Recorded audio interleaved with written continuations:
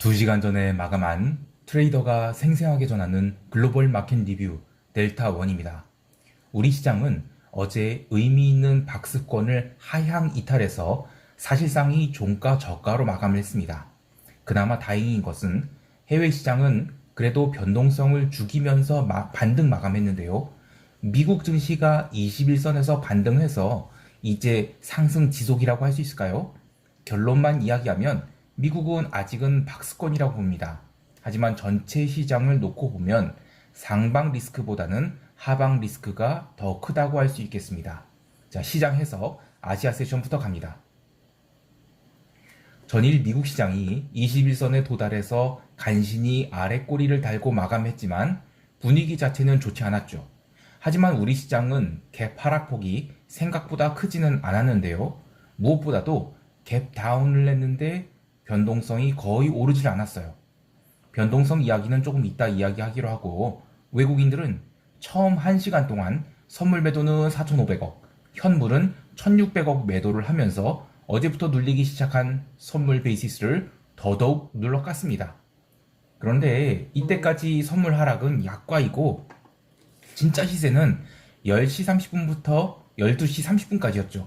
357.50부터 355.05까지 사실상 행사가 1개짜리 하락이었는데, 이 2시간이 구간에서 선물 미결제 확정이 무려 7,000계약이 순 증가됩니다. 개장 이후 358선에서 1시간 동안 쌓인 선물 미결이 4,000계약인데 이후 7,000계약이 더 늘어서 선물 미결이 무려 11,000계약까지 증가했는데, 최근에 이렇게 선물 미결이 증가한 적이 거의 없었어요. 이번 월물을 쭉 봤을 때 선물 미결이 의미 있게 증가한 날은 4거래일입니다. 3월 21일, 3월 31일, 그리고 이번 달 4일과 어제가 있었죠. 3월 21일에 처음으로 그 미결제 확정이 쌓인 것은 숏 방향이에요. 그때 선물 매도 평균 단가가 361이었는데 이틀 뒤에 시장이 급등을 하면서 손절매가 일부 나오기도 했습니다만, 나름 장기로 들어간 것인지 미결제 약정 자체는 레벨업이 되어 있었어요. 그리고 31일과 이번 달 4일에는 선물 매수의 미결이 쌓인 날입니다. 31일은 제가 한참 상승을 부르짖은 날이었는데 이때 슈퍼게임이 200억 풋옵션이 손절이 나왔죠.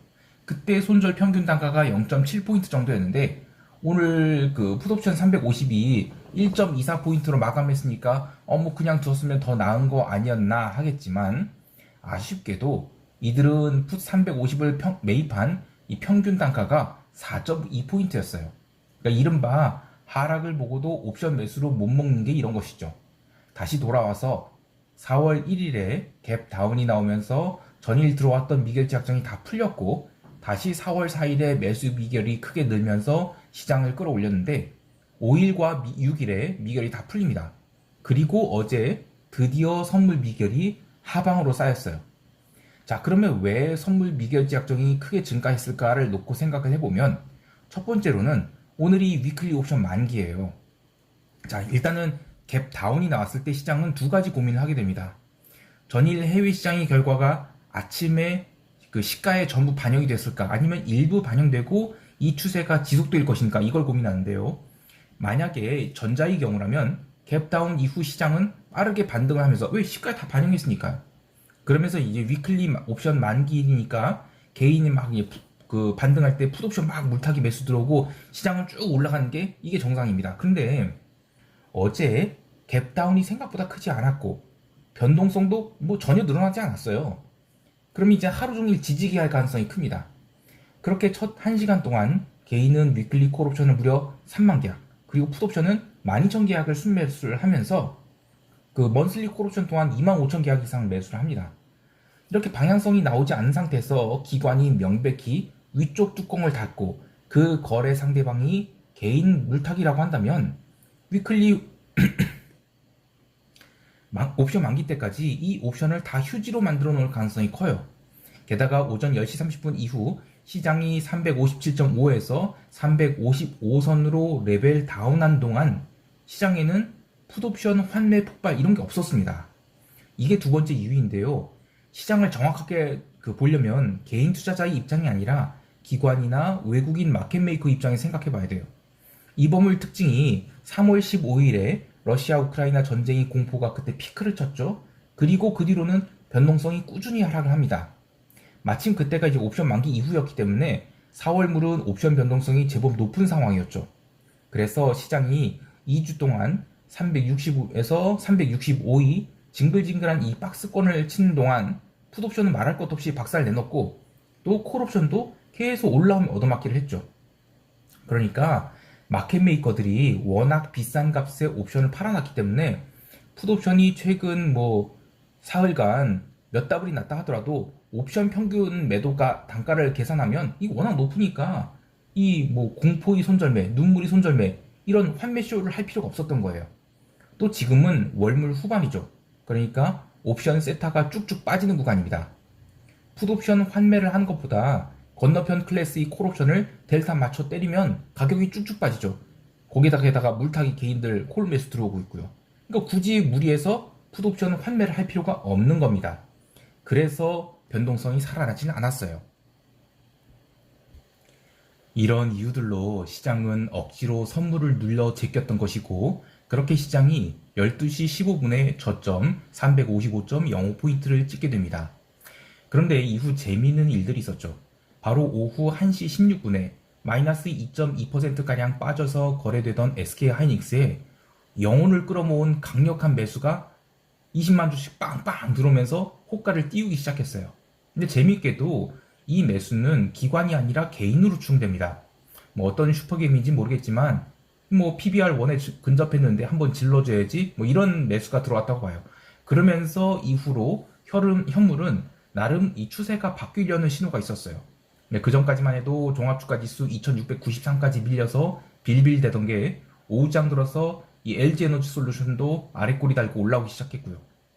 외국인이 대량으로 선물을 매도한 구간이 개장 후 1시간 동안인 그 358선 그리고 10시 30분부터 12시 30분 그 구간의 그 평균 단가가 356.35예요. 그러니까 거기다가 이제 또 기관이 위클리 콜옵션 매도한 평균 단가, 또 먼슬리 콜옵션 매도 평균 단가를 추정해 보면 시장이 반등하면 절대 안 되는 상황이었습니다.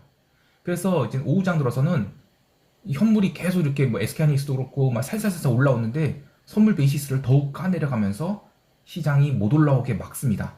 그게 프로그램 차익 매도가 오후장에 더 강화된 그래서 1,000억 원 정도가 나왔죠. 이런 이유가 됩니다. 자, 그런데 이제 동시효과 딱 들어가니까 현물 특히 삼성전자를 대량으로 매도를 내놓으면서 시장이 상승을 딱 틀어막습니다. 그래서 위클리 콜옵션 휴지 만들어 놓고 외국인들은 매도한 선물을 황급히 걷어서 이 길의 갭 리스크를 줄여놓게 되죠. 결국 장중에 1만 1천 계약 넘게 증가했던 미결제 약정이 마지막에 6천 계약이 다 날아가 버려요. 그래서 마감이 되는데 참 이런 거 보면 우리 시장은 파생 시장에 지나치게 휘둘리는 시장이라는 생각이 들어요. 오늘 외국인들은 삼성전자를 3,950억, SK하이닉스를 560억 매도를 해서 이들 두 종목에만 4,500억 매도가 나왔죠. 근데 전체 외국인 현물 매도가 순매도가 7,600억이에요. 근데 그걸 감안하면 우리 시장이 박스 하향 이탈을 했다고 보고 나머지 인덱스에도 매도가 3,000억 넘게 나왔다. 이렇게 봐야 되겠습니다. 이로써 우리 시장에 대한 롱뷰를 접어야 할 근거가 나온 것 같아요. 참 답답하죠? 자, 여기까지 하고 유럽 세션 넘어갈게요.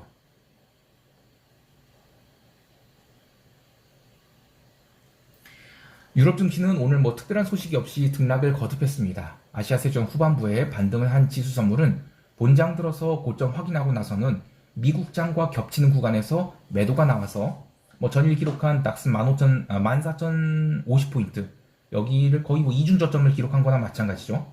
물론 마감은 어느 정도 반등을 했는데 뭐 시장에 여러 가지 뉴스가 있었음에도 불구하고 상승 모멘텀이 강하게 있거나 또는 뭐 하락 모멘텀이 강하게 있었다 이렇게 얘기할 수는 없어요.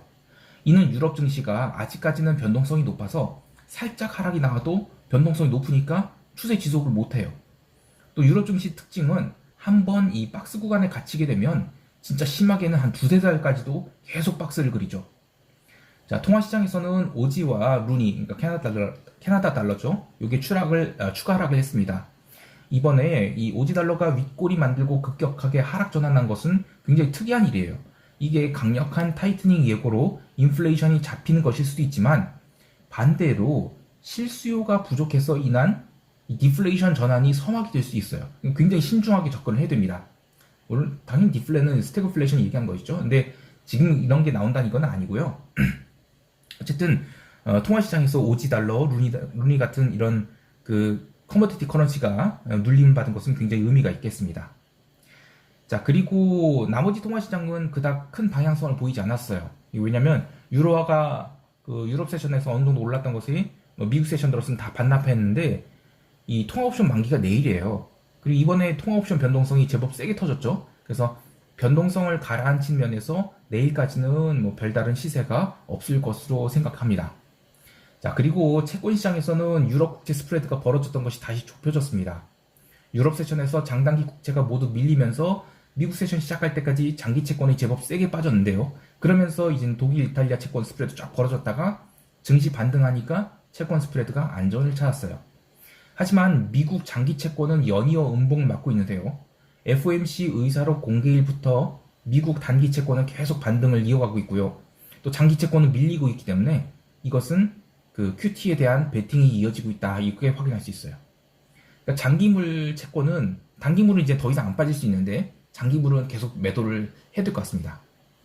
마지막으로 상품 시장에서는 EU의 그 대러시아 석탄 수입 금지 조치가 결정됐는데 그런데도 에너지 섹터는 매도세가 계속 나왔어요. 그래서 유럽 세션 마감 무렵에는 브렌트 기름이 100달러를 깨서 일시적인 언더슈팅까지 나오면서 98.42달러까지 밀렸습니다.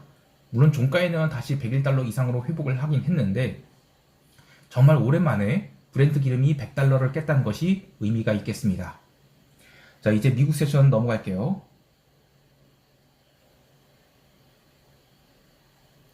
미국 지수 선물은 유럽 세션 시작하면서 반등이 좀 나온 듯 했으나 저녁 8시경 러시아가 휴전 협상 관련해서 우크라이나의 제안을 받아들일 수 없다 뭐 이런 얘기를 하고 이어서 ECB에서 여름에 자산 매입 프로그램 종료되면 3분기에는 금리 인상의 길이 열릴 것 같다 뭐 이런 이야기가 나오면서 상승폭을 축소하기 시작했어요.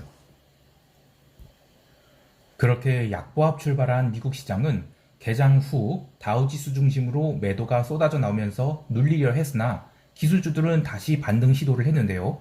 여러 차례 반등 시도가 있었지만 결국 전산장에서 기록했던 고점을 돌파하지 못하고 밀려서 새벽 1시 50분에는 나스닥 선물이 14,317포인트까지 밀리게 됩니다. 하지만 그 이후로 저가 매수가 빠르게 들어오면서 사실상의 스트레이트 반등이 나와서 오전장 고점을 돌파하기도 했는데요. 조금 아쉬운 것이 새벽 3시 30분 이후에 반등을 하면 아주 좋은 반등이라고 봤지만 그보다 2시간가량 앞서 V 반등을 해버린 바람에 이 장마감 15분 남겨놓고 상승폭을 또 크게 축소해서 21선을 지지했지만 윗꼬리를 만들어버리는 그런 굉장히 애매한 봉으로 마감을 했습니다. 개장 전에 있었던 경제지표로 그 신규 실업 수당 청구건수 있었어요. 16만 6천 건이 나왔습니다. 근데 컨센서스 20만 건보다 훨씬 적게 나왔고 올해 들어서 가장 낮은 수치가 나왔어요. 이 팬데믹 이전에 평균 21만 건 나왔거든요. 근데 이때만 해도 야 이거는 완전 고용이다 뭐 이런 얘기가 돌아다녔는데 16만 6천 건이면 이건 완전 고용을 넘어서 뭡니까? 이거는 이 정도 고용 지표가 잘 나왔으면 시장은 원래는 폭등해야죠. 그런데 지금은 QT를 눈앞에 두고 있어요. 그러니까 지표가 잘 나오면 타이트닝 더 빨리 해야 되겠네. 그 임금발 인플레이션 오겠네. 심각하네. 그러면서 오히려 조정이 빌미가 되는 거예요. 아니면 아예 무시를 하거나요. 그래서 당분간 경제 지표가 잘 나온 것은 의미가 없겠다 이런 생각이 듭니다. 자, 개별 종목 보면 개장 초에는 금융주 중심으로 스탑로스가 막 쏟아지면서 저가를 갱신했는데 그러면서 다우지수가 유난히 밀렸어요. 하지만 새벽 1시 50분을 기점으로 강력한 저가 매수가 들어오면서 지수를 들어올렸고 이들 저가 매수는 21선, 이평선을 한 번에 깨지 않겠다 이런 기술적 매수가 들어온 것을 보입니다. 그래서 어떤 뭐 나스닥이라든지 그러니까 기술주라든지 뭐 어디 특정한 섹터에 들어온 게 아니라 전 섹터를 끌어올리는 데 성공을 합니다. 자, 그리고 그 멤버십 회원분께는 이야기했지만 최근에 이 제약바이오가 유난히 강해요. 파이자도 강력히 반등 중이고 뭐 1112는 뭐 신고가 갱신. 그리고 그냥 제약바이오 딱지가 붙은 것은 다 강세예요. 그리고 그 머크 같은 주식 같은 경우는 무슨 코스닥 작존주 같아요. 근데 지금이 인덱스 중심이 장이 아니라 개별주 장세라는 생각이 들어요. 물론 경기 방어주 성격이 제약바이오 주식을 편입하는 것도 이유가 있고 또 이들 종목 중 모더나나 파이자 같이 이 코로나 호재가 없었던 종목들은 그동안에 과도한 상대적 저평가가 있었기 때문에 매수가 들어온 것으로도 해석할 수 있죠. 여하튼 대부분의 종목이 새벽 1시 50분을 기점으로 반등에 성공했기 때문에 21선 조정을 잘 이겨낸 것이고 금요일 시장이 아주 중요한 기로에 들어서게 될 것 같습니다. 하나 더 이야기하면 오늘 유가가 또 하락을 하였죠. 그런데도 불구하고 엑소모빌은 1.67% 상승, 또 쉐브론도 1.39% 상승했어요. 유가 하락과 기름 주식 하락은 별개의 일이라는 것입니다. 자, 마지막으로 시장 변동성을 볼게요. 변동성은 S&P 지수가 약보합 출발하고 다우지수 중심으로 밀리는데도 불구하고 마이너스 출발을 했습니다. 그 이후 증시가 전일 저가를 갱신한 데도 불구하고 간신히 플러스를 낸 등 변동성 자체는 계속 약세를 보였어요.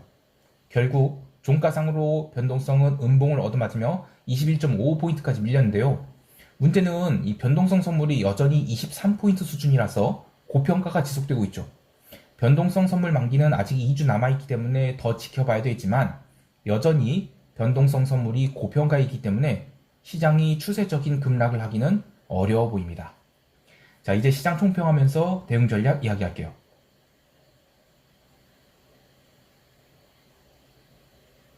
우선 한국 시장은 위클리 옵션 만기로 시장을 억눌러 놓았던 것을 어느 정도 풀어낼 것인지가 관건입니다. 먼슬리 옵션은 콜매도가 제법 쌓여있기 때문에 간마에 슬슬 민감해질 것 같아요. 근데 외국인이 4월 동안 선물 매도를 싼 것을 과연 환매를 할지를 봐야 됩니다. 근데 환매를 할 명분이나 근거가 없어요. 또 주말을 지금 앞두고 있는 상황이라서 초반에는 눌림을 줄 가능성이 큽니다. 따라서 오전장은 눌림을 주고 오후에 반등이 나와서 아래 꼬리를 얼마를 줄 것인지를 보고자 하는데요. 우리 시장은 지금 2주간이 박스권을 갭으로 하향 이탈했기 때문에 반등을 한다 하더라도 아주 강한 저항을 맞을 가능성이 있죠. 그러나 당월물 콜옵션 프리미엄이 많이 빠져 있어서 당월물 잘못 매도 쳤다가 또 골치 아플 수 있습니다. 그래서 차월물로 대응하고자 하는데 차월물 옵션 프리미엄이 상당히 낮은 상태예요. 그래서 차월물 콜 매도를 한다 하더라도 소극적으로 대응할 생각입니다. 여전히 삼성전자 등 대형주에 대한 강한 매수세가 들어와야 시장이 위로 돌았다고 볼 수 있는데 아직 그런 게 없습니다. 그리고 그러려면 중소형주에 대한 매기가 꺾이는, 그러니까 일단은 이익 실현이 쫙 나면서 다 같이 조정이 나와서 한번 시장 분위기 흐려놓은 다음에 대형주가 시장을 끌어올리는 그런 장세가 나와야 하는데 지금 미국이 21선 지지 오르는 한 것처럼 보이지만 만약에 금일장에 21선 지지 못하고 밀어버렸다. 그럼 이거 쉽지 않은 일이죠.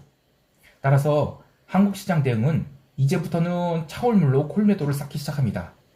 전일 점심경 이제 5월물 콜옵션을 최바닥에서 조금 매도를 했는데 어쨌든 시장 반등이 나올 때마다 매도를 조금씩 쌓아가도록 하겠습니다. 해외 시장에 대해서는 금요일장은 조용할 것으로 봐요. 통화옵션 만기도 있고 또 이벤트도 어느 정도 소화되었다고 보기 때문인데요. 하지만 이 상품 시장을 보면 다음 주는 분위기가 달라질 수 있다고 봐요. 골드도 아주 오랫동안 횡보하고 있고 또 기름은 일봉상 계단식 하락을 하고 있죠. 그런 가운데 골드만삭스에서 구리 가격에 대한 공급발 쇼크가 발생해서 톤당 11,000불 간다, 이상 간다 이런 리포트를 냈어요. 상하이가 지금 락다운이 끝나는 다음 주쯤에서 금속 가격 보면 이게 인플레이션 마지막 불꽃 태울지 아니면 골드만삭스가 자신들이 고객을 위해서 그 바이 리포트를 낸 것인지 요거를 해야 되겠습니다. 참 코로나 관련해서 제가 목소리가 아직 안 돌아왔어요. 근데 많은 분들이 여러 가지 해결책도 제시해 주시고 도움을 주신 거 감사 인사드리고자 합니다. 자, 오늘 하루도 성공 투자하시길 바라고요. 이상 델타원이었습니다. 감사합니다.